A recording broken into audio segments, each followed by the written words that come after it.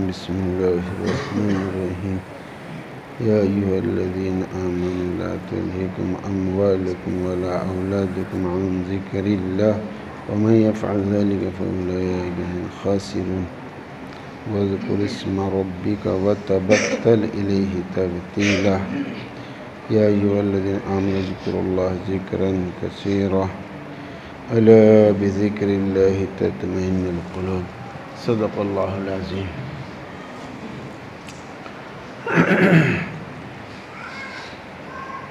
حضرت عیسیٰ علیہ السلام یہ فرماتے ہیں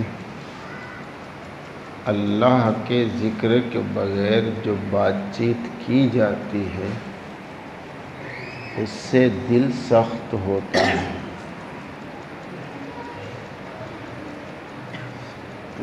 یعنی دل کا سکون خشوع ختم ہو جاتا ہے۔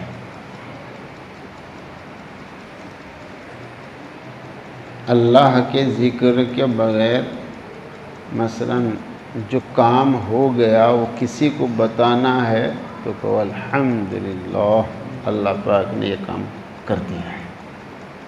کوئی کام ہو رہا ہے تو اس طرح کہو ماشاءاللہ کام ہو رہا ہے۔ کوئی کام کرنا ہے انشاءاللہ یہ کام کریں گے انشاءاللہ۔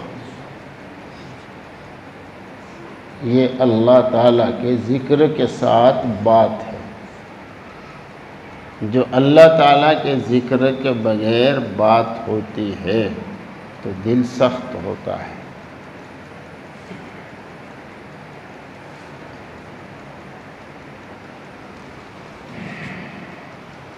پہلی بار بتایا تھا جب اللہ کا ذکر ہوتا ہے تو دل اپنی غذا پاتا ہے، اور بھائی جب غذا ملتی ہے پھر تو سکون ملتا ہے، بھوکے پیٹ کہیں سکون ملے۔ پیٹ میں بھوک لگ رہی ہو تو کہا نماز بھی مت پڑھو، پہلے بھوک دبا لو، پہلے بھوک دبا لو پھر نماز پڑھو۔ تو دل میں جب دل کی غذا پہنچے گی، جس طرح پیٹ میں پیٹ کی غذا پہنچتی ہے تو سکون ملتا ہے، تو اسی طرح دل میں بھائی جب غذا پہنچے گی دل کی تو بھائی دل میں بھی سکون آئے گا۔ الا بذکر اللہ تطمئن القلوب۔ اللہ جل جلالہ من والہ کا جب ذکر ہوتا ہے تو دل سکون پاتا ہے، دل جو ہے وہ غذا پاتا ہے، دل جو ہے وہ اللہ کا مشتاق بنتا ہے۔ اللہ پاک فرماتے ہیں جو ہم سے ملنا چاہیں ہم اس سے ملنا چاہیں، جو ہم سے ملنا نہیں چاہتا ہم اس سے ملنا نہیں چاہتا۔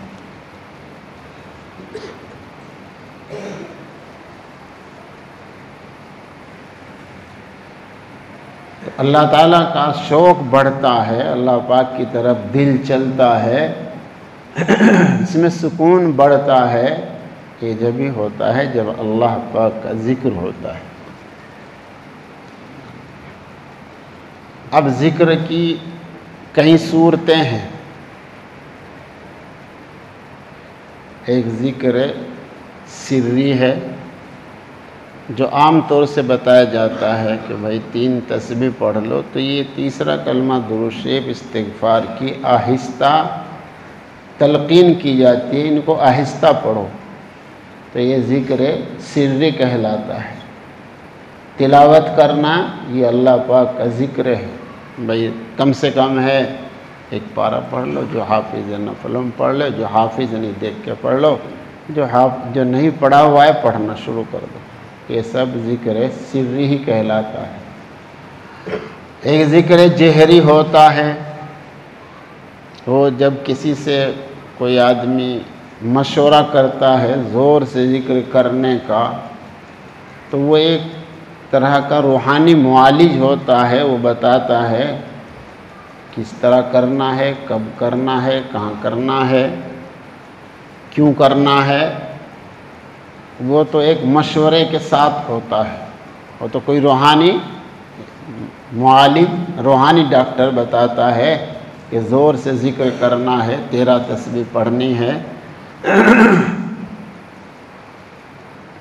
جتنی بتائے وہ، یہ ذکر جہری کہلاتا ہے۔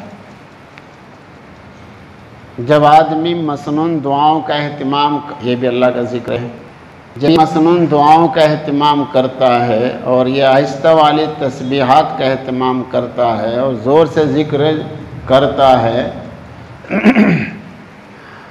تو پھر یہ ذکر کرنے سے ایک اندر میں تعلق معلّہ بنتا ہے، اس کو کہتے ہیں ذکر خفی۔ مخلوقات میں غور و فکر کرنا یہ بھی ذکر خفی ہے۔ ان فی خلق السماوات والارض واختلاف اللیل والنہار لآیات لأولی الالباب الذین یذکرون اللہ قیاما وقعودا وعلی جنوبہم ویتفکرون۔ ذکر کے ساتھ فکر، یہ تمام نشانیاں جن سے اللہ تعالیٰ کو پہچانا جاتا ہے۔ جیسا کہ بتایا تھا، کچھ لوگوں نے ان نشانیوں کو ہی معبود بنا لیا، کسی نے سورج کو بنا لیا، کسی نے پہاڑوں کو بنا لیا، کسی نے نہروں کو بنا لیا ہے، کسی نے بادلوں کو بنا لیا ہے، کسی نے کسی اور کو۔ یہ چیزیں تو اللہ تعالیٰ کو پہچاننے کی ہیں۔ سورج کے ذریعے بھی اللہ ہی روشن کرتا ہے، دن رات بنانے والی ذات اللہ کی ذات ہے، سورج کے ذریعے، چاند کے ذریعے، یہ سب کچھ اللہ بناتا ہے۔ جس طرح ایک مکان بتاتا ہے کہ اس مکان کا کوئی بنانے والا ہے، تو اسی طرح یہ زمین آسمان بھی بتا رہے ہیں کہ ان کا بھی کوئی بنانے والا ہے۔ جب آدمی ان میں غور کرتا ہے، فکر کرتا ہے، تو اس کا شعور بیدار ہوتا ہے، بے حسی ختم ہوتی ہے، احساس اندر میں آتا ہے، تو یہ بھی اللہ کا ذکر ہے۔ اس کو کہتے ہیں ذکر خفی۔ ایک ذکر خفی وہ ہے جب ان تمام ذکروں کا آدمی اہتمام کرتا ہے، پابندی کے ساتھ، پوری پابندی کے ساتھ، تو پھر اندر میں ایک تعلق معلّہ بنتا ہے، ایک نسبت باطنی حاصل ہوتی ہے۔ نماز کے بغیر بے چینی ہو جاتی ہے، ذکر کے بغیر بے چینی ہو جاتی ہے، اللہ کے حکم کے سامنے آتے ہوئے ہی بس گردن جھک جاتی ہے اللہ تعالیٰ کے حکم کے سامنے، تو اس کے اندر میں تعلق معلّہ آ گئی، تعلق میں بات مانتا ہے آدمی، تعلق میں عشق نچاوے گلی گلی، عشق نچاوے گلی گلی، آدمی تعلق میں بات مانتا ہے۔ تو یہ اندر میں ایک تعلق معلّہ، ایک نسبت باطنی، یہ وہ زبردست عمل ہے جو کرامن کاتبین کے بھی رجسٹروں میں نہیں آتا ہے۔ یعنی یہ اللہ اللہ کرنے سے، مسنون دعاؤں کا اہتمام کرنے سے، آہستہ تسبیح پڑھنے سے، تلاوت کرنے سے کتنی بڑی کمائی حاصل ہو رہی ہے، ابھی نہیں پتہ چل رہا ہے، ابھی نہیں محسوس۔ اگر یہ تعلق معلّہ حاصل ہو گیا تو مرنے کے بعد پتہ چلے گا کتنا بڑا نفع ہوا ہے۔ یہ بس یہ سمجھو اللہ سے ایک دوستی ہے، یہ اللہ تعالیٰ سے ایک دوستی ہے۔ درگاہ سے دوستی ہو جائے پھولا نہیں سماتا ہے، ایم پی سے دوستی ہو جائے تو پھولا نہیں سماتا ہے، اور اگر وزیر اعظم مکھیہ منتری سے ہو جائے بات، بس پھر تو کیا کہنا، پھر تو زمین پہ پیر نہیں لگنے کا جی۔ اور اگر ان سب کے خالق سے بات ہو جائے جی، زمین آسمان اور جو کچھ ان میں ہے ان سب کے پیدا کرنے والے سے دوستی لگ جائے، تو پھر کیا کہنا۔ اس کا پتہ مرنے کے بعد پتہ چلے گا کہ یہ تعلق مع اللہ کتنی بڑی چیز ہے۔ نماز پڑھنا ایک عمل ہے، یہ اعمال نامے میں لکھا جا رہا، فائل تیار ہو رہی ہے، جو آپ تلاوت کر رہے ہیں، جو آپ زور سے ذکر کر رہے ہیں، تو ایک فائل تیار ہو رہی ہے۔ اقرا کتابک کفا بنفسک اليوم علیک حسیبا، مرنے کے بعد وہ ساری فائل سامنے ہوگی، اپنی فائل خود پڑھ لے، خود اپنا فیصلہ کر لے کہاں جانا ہے۔ اس میں گناہ لکھوائے ہیں یا اس میں تلاوت لکھوائی ہے۔ ایک بزرگ سے کہا تم یزید کو گالیاں نہیں دیتے؟ کہا بھائی میں اپنے اعمال نامے میں گالیاں لکھواؤں، اس سے اچھا ہے کہ میں کلمہ پڑھ لوں۔ تو میرے اعمال نامے میں کلمہ لکھا جائے گا. مجھے کیا ضرورت پڑ رہی بھائی؟ میرا یعنی اعمال نامہ یاد ہے. بس جب اللہ کا ذکر کرنے کا ایک بڑا فائدہ یہ ہوگا، وہ خود بخود ہی بکواس سے بچ جائے گا. بکواس سے بچ جائے گا. وہ جب تعلق مع اللہ ہوگا، جب اللہ کا ذکر ہوگا تو اس کو اپنے عیوب نظر آئیں گے، اور جب جہاں اپنی کمیاں سامنے آئی دوسروں کی کمیوں سے آنکھیں بند ہو جاتی، اور پھر کیا ہوتی ہے؟ زبان بند ہو جاتی ہے. زبان تو جبھی تک چل رہی ہے جب تک دوسروں کے عیوب دیکھ رہا ہے. بدگمانی سے بد زبانی شروع ہو جاتی ہے.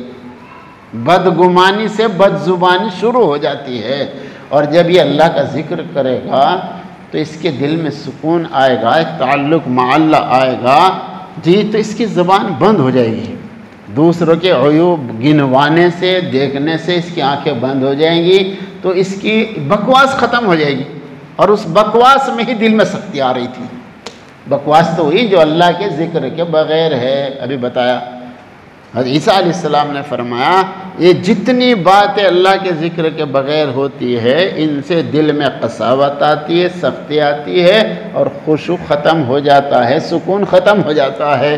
جب یہ اللہ کے ذکر میں مشغول ہوگا تو اس کا ایک ایسا مزہ آئے گا، وہ بکواس کرتے اس کا جی ہی نہیں لگنے کا.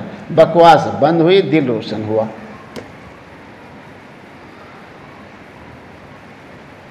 اچھا ذرا تھوڑی سی بات توجہ دل کی گہرائی کے ساتھ سنو. وَاذْكُرِ اسْمَ رَبِّكَ وَتَبَتَّلْ إِلَيْهِ تَبْتِيلًا. یہ نبی علیہ السلام کو حکم ہو رہا ہے. مولانا عمر پان پوری رحمۃ اللہ علیہ بڑے بڑے اجتماعات میں فرمایا کرتے تھے جو حکم رسول اللہ صلی اللہ علیہ وسلم کو ہے وہی امت کو ہے. یہ حکم حضور پاک صلی اللہ علیہ وسلم کو ہو رہا ہے، بڑی عبرت کی چیز ہے. اپنے رب کا ذکر کیجئے اور یکسوئی کے ساتھ ہماتن اللہ کی طرف متوجہ رہو. وَتَبَتَّلْ إِلَيْهِ تَبْتِيلًا. یکسوئی میں، یکسوئی کے ساتھ، تنہائی میں ہماتن اللہ کی طرف متوجہ.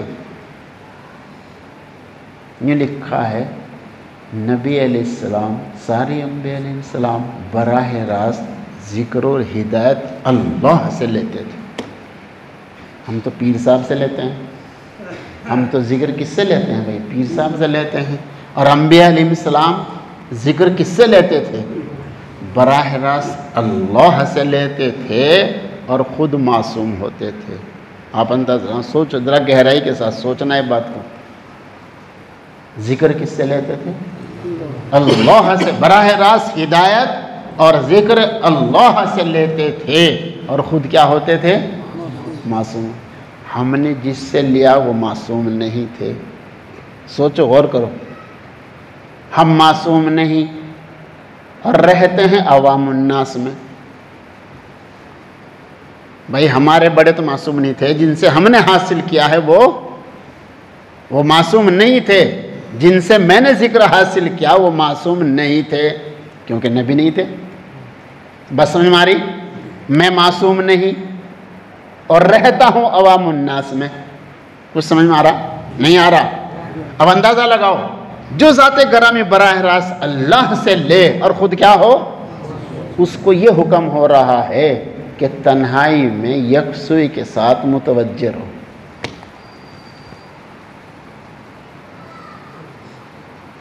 ایک دن بتایا تھا فَإِذَا فَرَغْتَ فَانْصَبْ، یاد ہوگا تمہارے.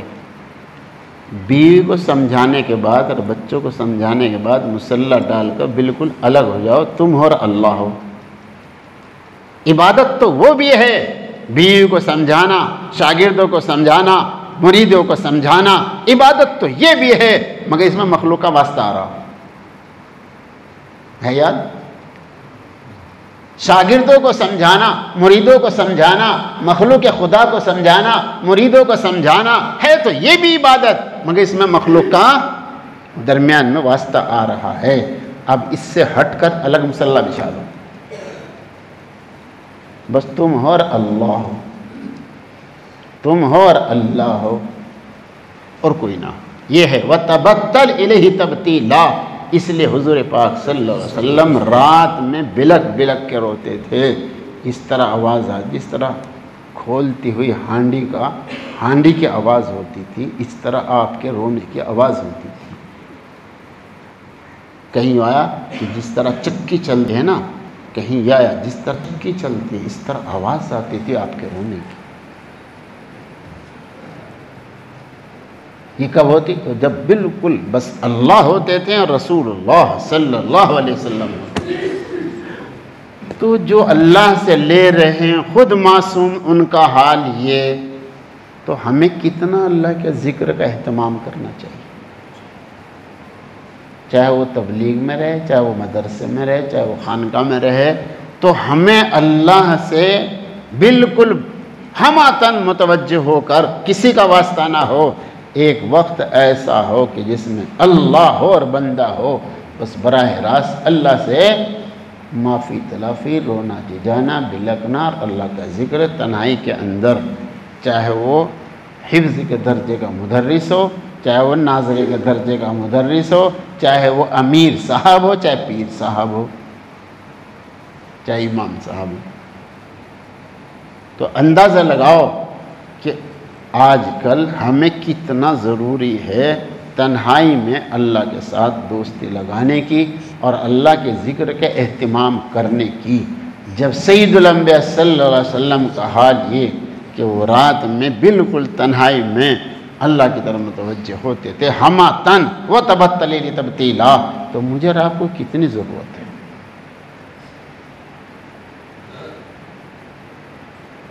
مگر بس ہمارا حال بھائی یہ ہے، مرید تو بیچارہ پڑھ بھی لے، پیر کو ضرورت نہیں رہی، معمور تو چاہے پڑھ بھی لے، امیر کو ضرورت نہیں، بچے تو چاہے قرآن پاک پڑھ بھی لیں، استاد کو ضرورت نہیں۔ استاد بچوں کو ہے پڑھ پڑھ پڑھ، خود پڑھتا نہیں، روزانہ ایک پارہ، بچے کیا اثر آئے گا؟